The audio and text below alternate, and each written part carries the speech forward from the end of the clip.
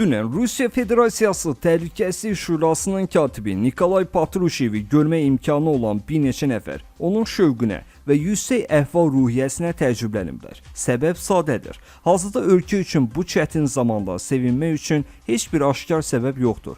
Patrushevin bu qədər həyəcanlanmasına səbəb isə Təhlükəsizlik Şurasının katibi ilə Prezident Vladimir Putin arasında təxminən 2 saat davam edən söhbət olub. Söhbət ürəkdən ürəyə yollar gönlü ruhunda keçib və hər ikisinin reaksiyasına görə müsbət sonlanıb. Əldə etdiyimiz məlumata görə Putin hərbi planların həyata keçirilməsində yaranan problemlərə görə şəxsi məsuliyyəti Patrushevin üzərinə qoymayıb. Üstəlik, Prezident Patrushevə kifayət qədər mümkün tapşırıqlar verib.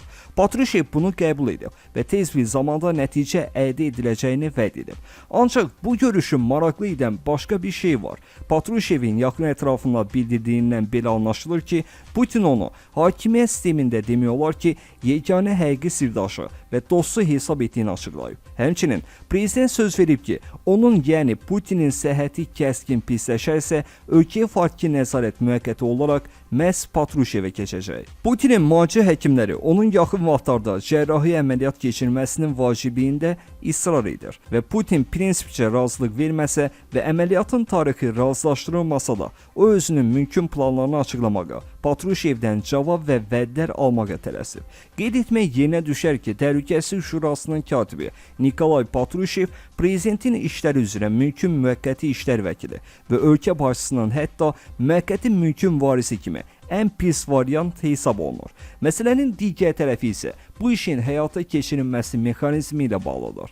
Rusiya Federasiyası Konstitusiyasının 92-ci maddəsinə görə 1. Rusiya Federasiyasının prezidenti and içdiyi andan səlahiyyətlərini həyata keçirməyə başlayır və Rusiya Federasiyasının yeni seçilmiş prezidenti and içdiyi andan səlahiyyət müddətinin başa çatması ilə səlahiyyətlərinin icrasına xitam verir. 2. Rusiya Federasiyasının prezidenti istefa verdikdə, səhhətinə görə davamlı olaraq öz səlahiyyətlərini həyata keçirə bilmədikdə və ya vəzifədən kənarlaşdırıldıqda səlahiyyətlərinin icrasına vaxtından əvvəl xitam verir. Eyni zamanda Rusiya Federasiyasının prezidentinin seçkiləri səlahiyyətlərin həyata keçirilməsinə vaxtından əvvəl xitam verildiyi gündən 3 aydan gec olmayaraq keçirilməlidir. 3. Rusiya Federasiyasının prezidenti öz vəzifələrini yerinə yetirə bilmədiyi hallarda onlar müvəqqəti olaraq Rusiya Federasiyası hökumətinin sədri tərəfindən həyata keçirilir.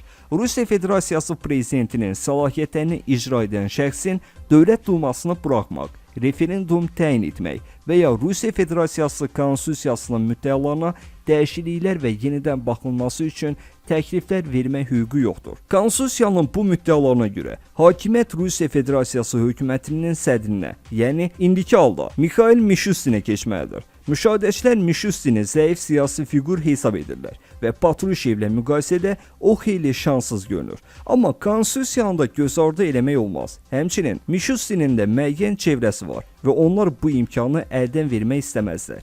Mümkün variantlardan biri də Vladimir Putinin Nikolay Patrushevi baş nazir təyin etməsi ola bilər. Hər halda Putinin sələfi Boris Yeltsin vaxtilə varis planını keçərləşdirmək üçün bir neçə dəfə baş naziri dəyişmiş və son olaraq Putinin namizədliyi üzərində dayanmışdı.